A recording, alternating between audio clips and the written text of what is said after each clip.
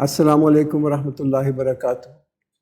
Alhamdulillah ala ni'mat al-Islami wa kafa biha ni'ma. All praise and gratitude be to Allah subhanahu wa ta'ala on His blessing of Islam, which suffices as a blessing.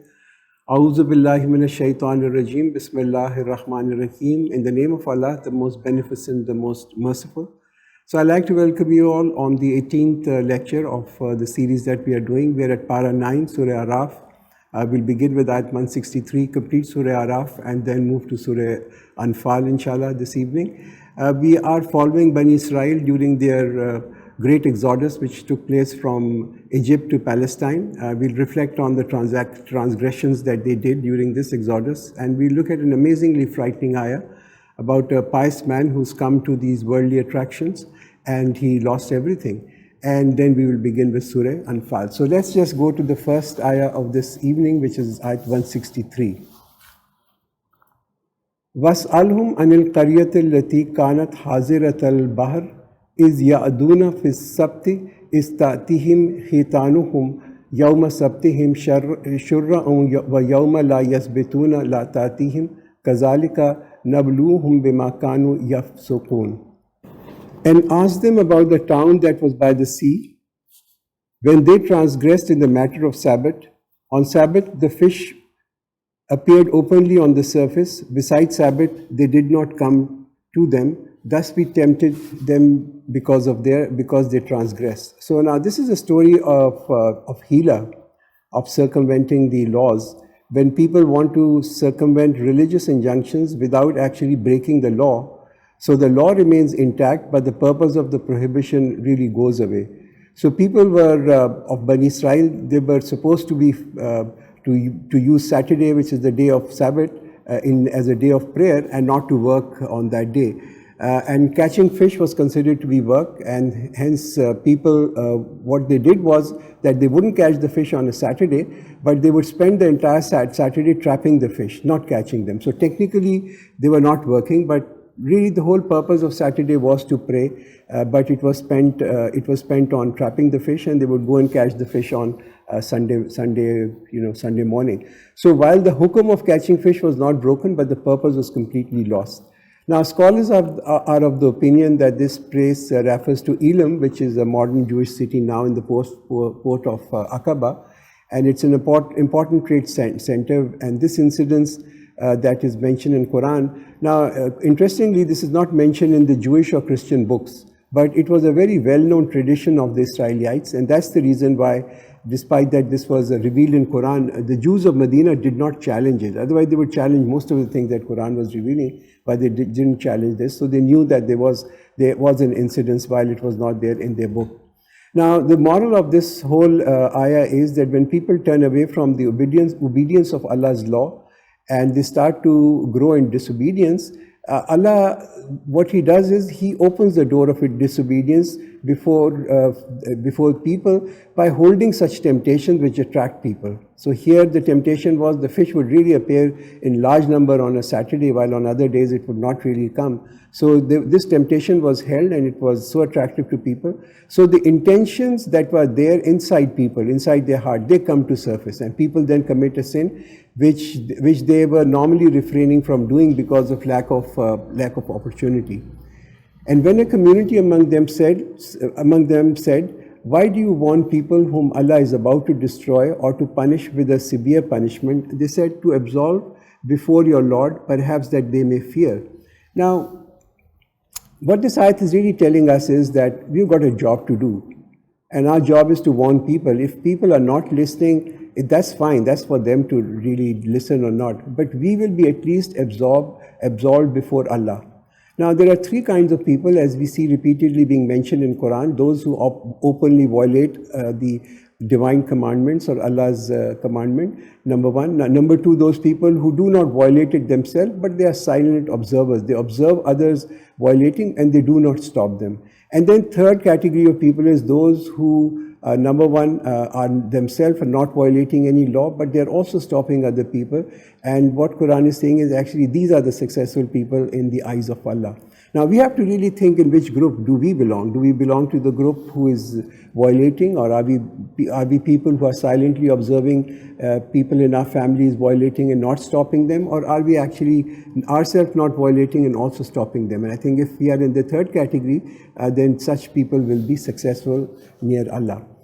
So when they fought that by which they had been reminded, we saved those who had forbidden evil and seized those who wronged. What a wretched punishment, because they were defiantly disobeying. So the punishment of Allah fell on the first and the second group, and the third group, which was those who were stopping people and also not committing the transgression. They were saved. So moral is, to be successful, we should first not violate the law, and number two, we must exert whatever we can in the best possible way to establish virtue and to eradicate sin. So when they scornfully persisted in their disobedient way, we said to them, be apes despised. And your Lord declared that He would surely continue to send upon them until the day of resurrection those who would afflict them with severe torment. Indeed, your Lord is swift in penalty, but indeed He is forgiving and merciful. So historically, when you look at the history of Bani Israel, or the Jews now, you will see that after successive intervals, Jews have been punished in the hands of different groups of people. The Assyrians came in and 10 tribes of Bani Israel were lost. The Babylonians came in, they destroyed the first temple. The Romans came in, they destroyed the second temple. The Christians came in, they started the Inquisitions. Hitler came in, he started the Holocaust. And it's really an unending suffering that we can keep talking about.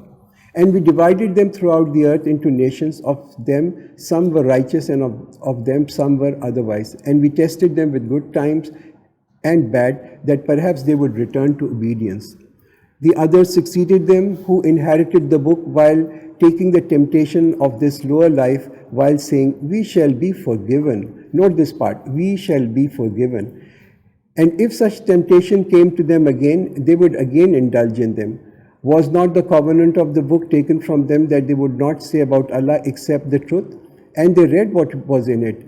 And the home of the hereafter is better for those who fear Allah. So will you not use reasons? I think if you see people today also, today people sin, and they know that they are sinning, but they neither feel ashamed nor are they guilty. Instead, their attitude is, well, yes, we are sinning, we know we are sinning, but we will be forgiven. And that's a dangerous assumption that Quran is mentioning over here. This is really dangerous to think that we will be forgiven, because with time and continuous sinning, it leads people to have an arrogant attitude. We will be forgiven. We definitely will be forgiven. And again, the question that we need to ask ourselves is, who has promised us this? Who promised people that they will be forgiven? As for those who hold fast the book and establish prayers, indeed we do not waste the reward of the reformers. And when we raised the mountain above them, as if it was a canopy, and they were certain that it would fall upon them, and Allah said, hold firmly what we have given you, and remember what is in it, that you might fear Allah. So this covenant that was taken after inviting the 70 leaders from Bani Israel, and this covenant was taken not under duress, but the mountain was raised by Allah to show His majesty, the majesty of Allah, and how important this covenant was, that how serious it was to break this covenant. And when your Lord brought back from the children of Adam from their backs their descendants and made them testify of themselves, saying to them, am I not your Lord? They said, yes, we have testified, lest you should say on the day of resurrection, indeed we were unaware of this. Now this is a covenant of obedience that Allah subhanahu wa ta'ala took from all souls. And this is part of our human genes. It's there inside, programmed inside us. Our morals, our akhlaq. We all know what is right and wrong. We don't even need a religion to tell us what is right and wrong. This is inside us. And because our bodies are really created from this earth. We came from this earth, we go back to this earth, but our souls have been sent down. And so this covenant was taken from our souls, ingrained in us now, and every child that is born today is born on the fitrat, but it's his parents who make him a Jew or a Christian. Now the proof of this is the amount of effort people have done to eliminate Allah from the lives of people. that amount of effort that have been done, by now Allah's concept or the whole idea of a creator would have become really alien and extinct. There should have been an extinct concept. But contrary to that, it continues to grow. People know that there is a creator. Even if they are believing in other deities, they know that there is a creator who has created this universe. Or lest you say, it was only that our fathers associated with Allah before, and we were then descendants after them. Then would you destroy us for what our falsifiers have done? And thus do we explain in details the verses, and perhaps they will return to the right path. And this is the ayat I was just referring to when we begin. وَاتْلُ عَلَيْهِمْ نَبَأَ الَّذِي آتَيْنَاهُ آيَاتِنَا فَانْسَلَخَ مِنْهَا فَأَتْبَعَهُ الشَّيْطَانُ فَكَانَ مِنَ الْغَاوِينَ. And tell them of a man to whom we gave our signs, but he escaped from it, so the shaitan pursued him and he led him astray. Now, this is really a frightening ayat when you think about it and when you read the next part of this ayat. This ayah actually just simply states the example of a man who fell victim to the shaitan and fell from the grace of humanity to the depth of being an animal. Why? Because of his indulging in worldly desire. He chose the world in preference to the commandments of Allah. Even when people may be alim, people with knowledge, they can actually become vulnerable to these insinuations, the waswasa of shaitan. So the address over here is to everyone, to whom it may concern, as they say. And there's a tradition in Bani Israel. It's a story about an alim who was given deep knowledge. He recognized Allah. He was an abid. He used to do worship of Allah. But one temptation led to another temptation. He just fell for one, and then he fell for another one. And then the chain of events led to one sin after another sin, ending him to commit a murder. And after he committed the murder, he was caught, and the punishment that was announced for him was the punishment of death. So while he's been taken for this punishment, and he's waiting for this rope to be pulled, shaitan approaches him as a friend. And he approaches him and he says, look, you really didn't deserve this. You just got trapped into this whole affair, but it doesn't matter. I can save you. You just have to renounce Allah. And he said, if you renounce Allah, I'm going to take you out of this mess. And this alim, and who's now a criminal, he renounces Allah. He rejects Allah. And shaitan immediately vanishes and the rope is pulled. So the very last act of the alim was that he declared himself to be a murtad. وَلَوْ شِئْنَا لَرَفَعْنَاهُ بِهَا وَلَكِنَّهُ أَخْلَدَ إِلَى الْأَرْضِ وَاتَّبَعَ هَوَاهُ فَمَثَلَهُ كَمَثَلِ الْكَلْبِ. And if he had willed, we could have elevated him with it, but he clung to the earth, succumbed to his lust, so his likeness is the likeness of a dog. If you chase him, he pats with his tongue hanging out, or pats if you leave him alone. That is the example of a people who denied our signs. So narrate to them the parable so that they may reflect. This last part, فَقْصَصِ الْقَصَصَ لَعَلَّهُمْ يَتَفَكَّرُونَ, is one of the very beautiful ayahs of Quran. So tell them the story, maybe they will reflect. Now, obviously it says that this man actually, from a position of Ashraful Makhlukat, he actually went down to the level of a dog. No offense to a dog, but when humans surrender to desires, the earthly desires, they're no better than a dog, and that's a sad matter. That's really a matter of great shame. How evil an example of a people who denied our signs and used to wrong themselves. Whoever Allah guides, he is rightly guided, and whoever he sends astray, they indeed are losers. So the choice is with people. Choice is with people on the right way or on the wrong way. There is only one right way. There are infinite wrong ways. But by ourselves, we cannot really determine out of this many ways that are available to us, which is the right way. It's only Allah who guides us, and He guides only those people who accept His revelations, and then they act upon Him, and then Allah shows them the right way. And we have certainly created for hell many of the jinns and mankind. They have hearts with which they do not understand. They have ears. They have eyes they cannot see with. They have ears they cannot hear with. Those are like cattle. Rather, they are more astray if it is they who are the heedless.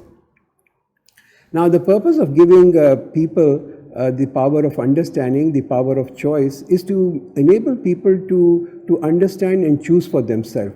Now, if the entire energy that Allah has given us, if that entire energy is spent on satisfaction of the worldly needs, then we are really no different from a cattle. Even animal hear, but it has no effect on them. So when an animal or a cattle hears an azan, it's really not motivating for the cattle to go and stand in front of the Rabb. And to Allah belongs the best names, so invoke Him by them and keep away from those who violate the sanctity of His name. They will receive their due for their misdeeds. So the cure for people is to call Allah by His highest attributes. And we know there are many beautiful names of Allah. All names of Allah are beautiful. But the thing, this ayat also says over here, invoke by the best names, so invoke Him by them. It also says, and keep away from violating the sanctity of His name. I think that's also important. Sometimes people, name themselves or their parents name them as Rahman or Razak or Khaliq. Now, these are all the attributes of Allah subhanahu wa ta'ala. So, when we call somebody by these names, we shouldn't use a singular. We should actually put some qualifying word with it, like Abdur Rahman or Sayyid Razak, or something before that, just to actually ensure that there is no, the sanctity of the name of Allah is not violated.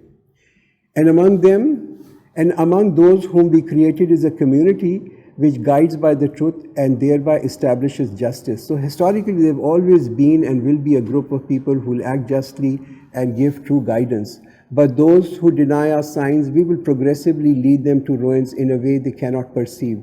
And I will grant them respite. Indeed, my plan is firm. Do they not reflect? Their companion is not seized by madness. He is only a clear warner.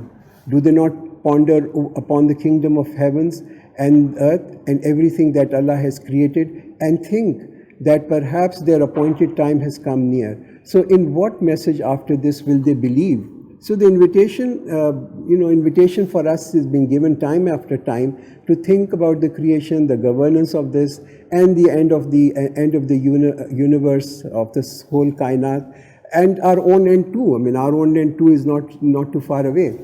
Whoever Allah sends astray, there is no guide for him, and he leaves them in transgression, wandering blindly.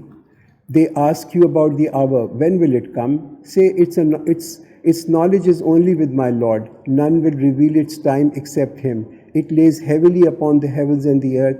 It will suddenly overtake them. They are putting questions to you as if you are eagerly searching for it. Say, its knowledge is only with Allah, but most people do not know. So this question about when Qiyamah is coming is a question that people always sit in the drawing room and look at the various signs. There are two questions. One is the time when the day of judgment will appear, and then is the knowledge about it, the occurrence of Qiyamah. Allah makes it very clear. Only Allah knows. There is a hadith of our Prophet ﷺ where our Prophet ﷺ said that people will be busy in their engagement and the day of judgment will occur all of a sudden. I mean, to be very honest with you, the day we take our last breath in this world, in this mortal world, for us that's our Qiyamah, right? For us that's our day of judgment. It will happen there before the big day really happens. Say, I have no power over any good or any harm to myself except as Allah wills. And if I knew the unseen, I could have acquired much good and no harm would have touched me. I am just a warner and a bringer of good tidings to people who believe. So all benefits, all harms are in the authority of one and only one Allah, who has the absolute and all-powerful. He's all-powerful, and He is He owes Himself. Everything is with Him. Knowledge that was given to our Prophet ﷺ was to the extent that Allah subhanahu wa ta'ala Himself decided to give. There were many occasions where our Prophet ﷺ tried, but he was not successful. Like the defeat of Uhud, we just talked about that. Like the inability to perform Umrah and the Treaty of Hudaybiyah, like the suffering that our Prophet ﷺ suffered at Taif. Why? Maybe because Allah wanted people to know how to act and how to behave and how to carry on with life at the time of defeat. It is He who created you from a single being and created from it its mate, that He might find comfort in her. And when He covers her, she carries a light burden and continues with it. And when it becomes heavy, they both call Allah their Lord. If you give us a good child, we will surely be among the grateful. Now, this talks about the relationship between a husband and a wife, and what a vital relationship. It's as good as it should be. It should be, this relationship, because it strengthens the society. And this relationship goes through various stages. The love of the youth, the companionship of the middle age, the care and attendance of the old age. But when he gives them a good child, they ascribe partners to him concerning that which he has given them. Exalted is Allah above what they associate. So this is a reminder that Allah gives children or child to a person. It's not the peer, it's not the saint, it's not the mazar. Today Muslims visit different mazars, they make various mannats, vows, they make offerings they set up associate with Allah so that they can get a good child. These are all clear shirk. None can give a child other than Allah. But they have no power to help them, nor can they help themselves. And if you invite them to guidance, they will not follow you. It is the same to you whether you invite them or you are silent. Indeed, whom you people call besides Allah are slaves like you. So call upon them and let them respond to you if you are truthful. Do they have feet by which they walk? Do they have hands by which they strike? Or do they have eyes by which they see? Or do they have ears by which they hear? Say, call upon your partners and then conspire against me and give me no respite. A real challenge being thrown, right? Indeed, my guardian is Allah who has sent down the book, and he is a guardian to the righteous. And those you call besides him are unable to help you, nor they can help themselves. And if you invite them to guidance, they will not hear. And you see them looking at you while they do not see. Hold to forgiveness, enjoin what is good, and turn away from the ignorant. Now this is the Quran's way of telling us how to invite people. How to invite people to this message, to this guidance. And how to really reform our societies. To begin with first, hold to forgiveness, be generous, be big-hearted, forgive people, be forbearing, tolerate weakness.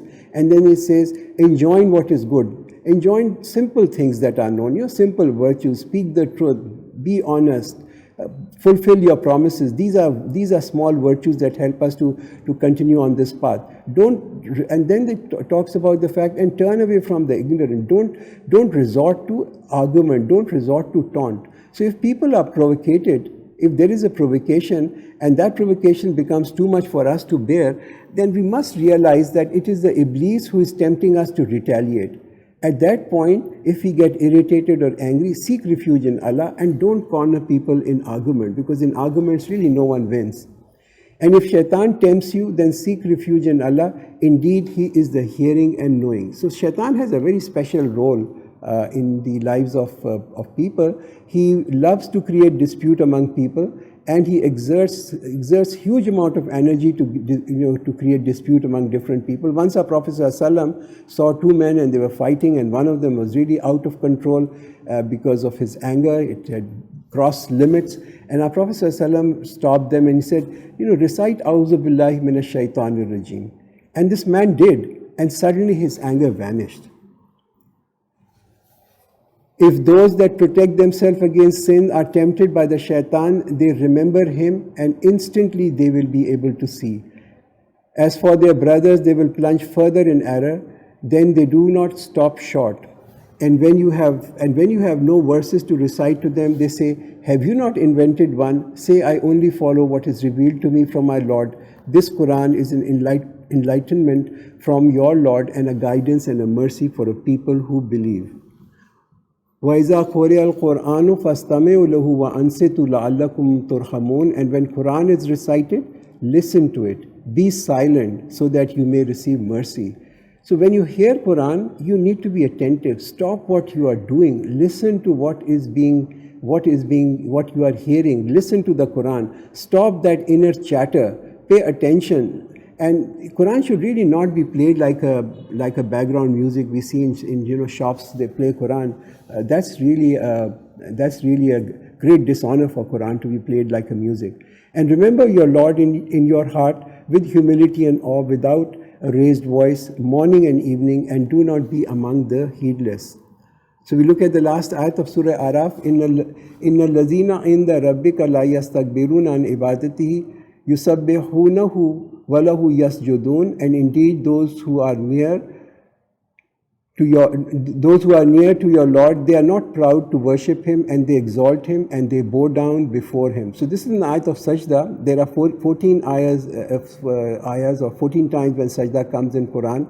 Now anyone who recites, anyone who hears, he must immediately do a sajda. So please do a sajda. Now, even if we are in a state of namaz, if suppose we recite this ayat in namaz, even in a farz namaz, you need to do a sajda at that time. So, if you are sitting somewhere, if you are walking or doing something, you are running some errand, driving a car, merely bowing down your head is also fine. So, but when people do a sajda, when they do prostrate before Allah, He increases their ranks and He gives them forgiveness for their past sins. So Alhamdulillah, we have finished Surah Araf, and now we're going to begin the Surah Anfal, and we're going to do some of the ayahs this evening over here. Anfal literally means the spoils of war, the Mal-e Ghanimat. It's a Madni surah, and dominant theme will be Ghazwa Badr, which was the battle that was fought, the first battle. Now Islam over here is teaching us some really beautiful etiquettes, because prior to the advent of Islam, in a battle, whoever plundered, he was entitled to take the spoils of war. So this is the civilizing influence of Islam in every aspect of our life, that the concept of spoils of war, which is Mal-e Ghanimat, underwent a radical change. Yasalunaka anil anfal, qulil anfalu lillahi wa rasul. They ask you about the bounties of war. Say the spoils of war belong to Allah and His Messenger. So fear Allah and mend your relations with each other, and obey Allah and His Messenger if you are believers. So this is about the spoils of war, the Mal-e Ghanimat, the fare that is there. There appear to be a dispute that arose concerning the distribution or the division of Mal-e Ghanimat after the Battle of Badr. And the message over here is, Muslims firstly do not fight for material gains. That's not the purpose why a Muslim goes for a war. But Muslims fight for the purpose of reforming. So this ayat says, say the spoils of war belong to Allah and His Messenger. So everyone is now brought to a zero level. It doesn't belong to you. It doesn't belong to you. It only belongs to Allah and His Messenger, and they decide how to distribute it. So this is a moral reform that Islam taught after a battle, so that we have the right attitude towards war. That we are not actually fighting a war for a material gain. We are fighting a war to stop the zulm that's happening, for reformation of the society, not for a material gain, not for land, and certainly not for power. The believers are only those who, when Allah is mentioned, their hearts becomes fearful, and when His verses are recited to them, it increases them in faith, and upon their Lord they rely. So Islam is not something static. Islam is like a treasure which continues to increase. So we need to be happy if we are involved with Quran, if we are saying our prayers, if we are doing righteous things. Those who establish prayers and spend out of that which we have given to them, such are the true believers. For them are elevated ranks with their Lord, and forgiveness and a noble provision. So everyone is liable to commit offense, all of us. All of our deeds do not conform to the highest standard. All our deeds are not free of defect. Allah shows one of His great blessing, and that is that those who perform obligatory duties and things that Allah has made farz, for them, whatever their shortcomings are, Allah will forgive them. Just as when your Lord brought you out of your home with truth, while indeed a party among the believers were unwilling. So now this is referring to the Battle of Badr. Arguing with you concerning the truth after it had become clear, as if they were being driven towards death while they were looking on. So obviously there was a difference of opinion about this Battle of Badr. Companions were human beings. They were people like us. We fear, right? If there is a call for battle, we will fear. That's a natural part of being a human being. All of us want an easy path. And that's the challenge. No one desires death, no one desires difficulty.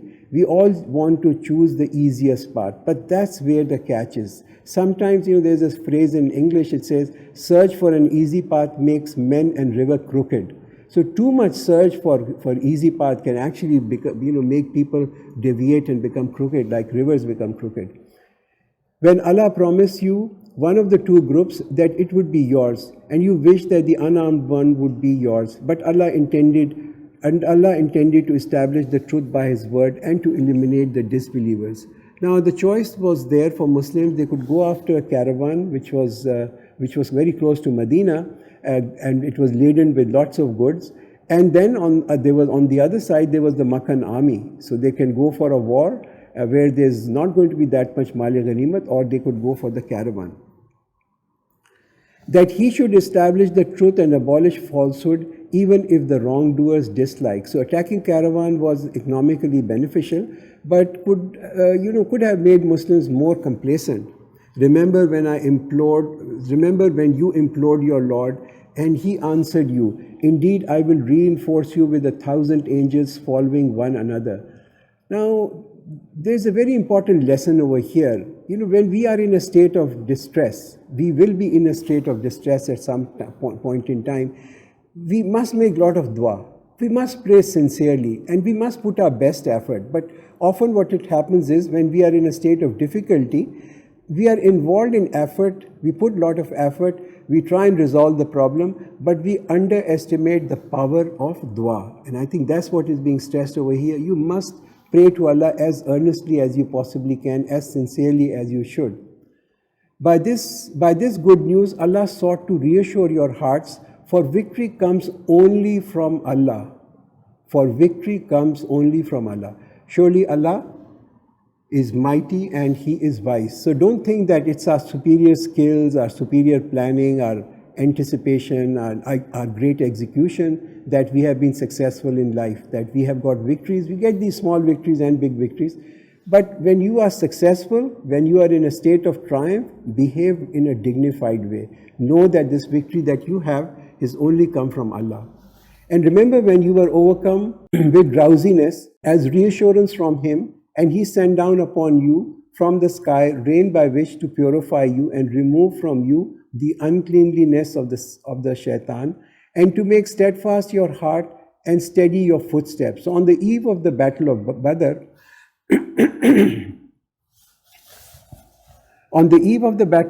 there was a rainfall which actually helped Muslims to fill their reservoirs with water.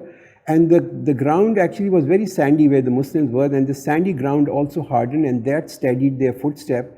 While the disbelievers, they were camping in the lower part of the valley, where the water gathered and it made the ground really marshy.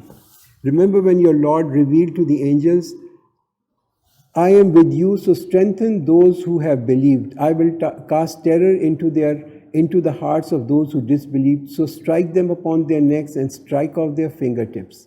So Allah's help comes in many subtle ways, many unseen ways, like sending angels is an unseen help, like putting fear in the hearts of the enemy, that's an unseen help, because it gives that psychological advantage. And by making the moments and the Muslims brave and strong, that's also how our heart strengthens on these things.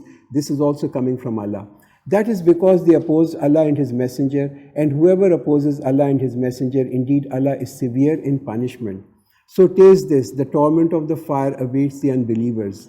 O you who believe, when you encounter the infidels in battle, do not turn your back, do not turn them your back in flight. If anyone on that day turns his back except for a tactical reason or to join another group, he shall incur the wrath of Allah, and hell will be his home, and an evil destination it shall be.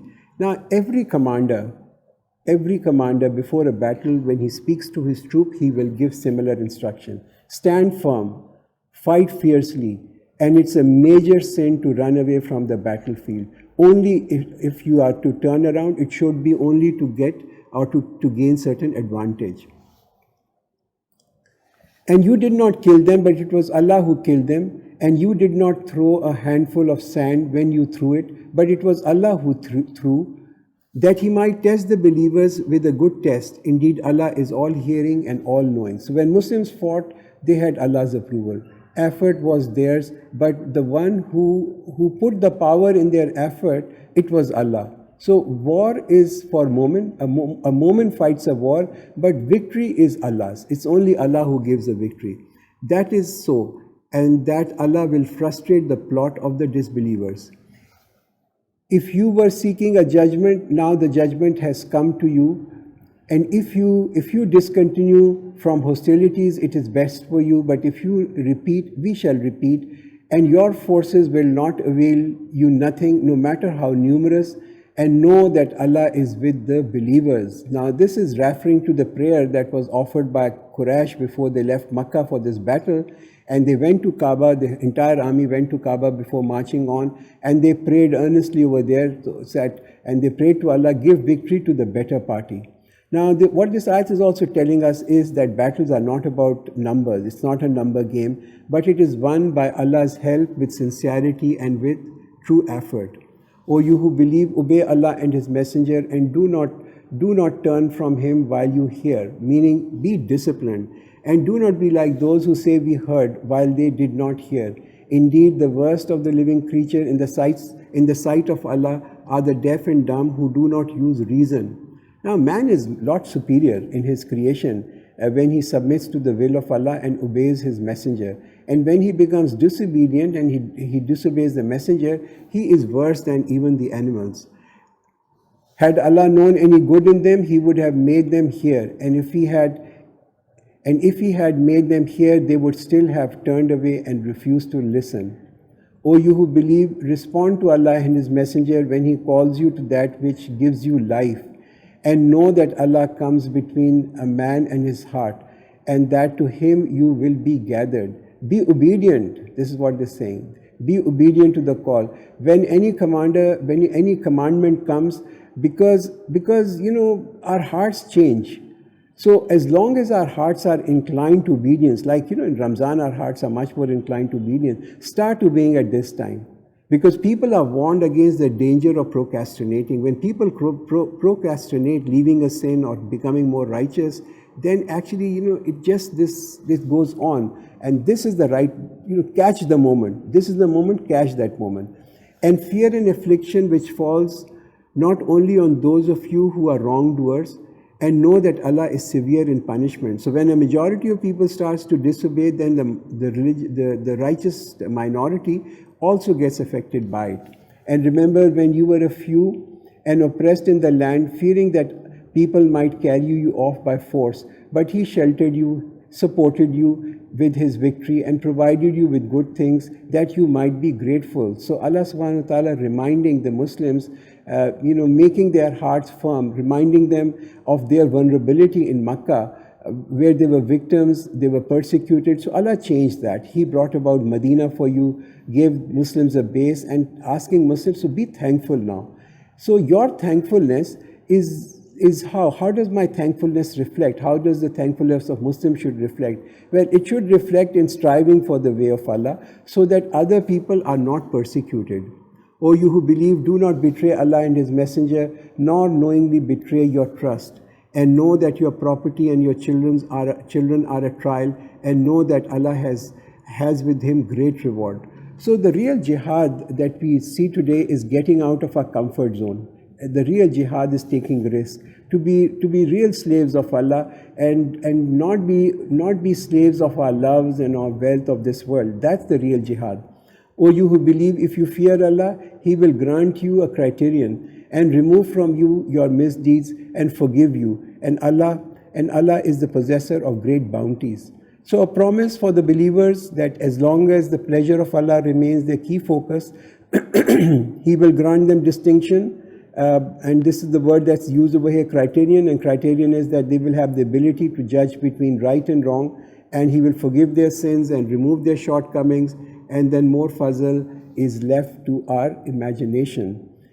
And when those who disbelieve plotted against you to restrain you or kill you or evict you, but they plan and Allah plans.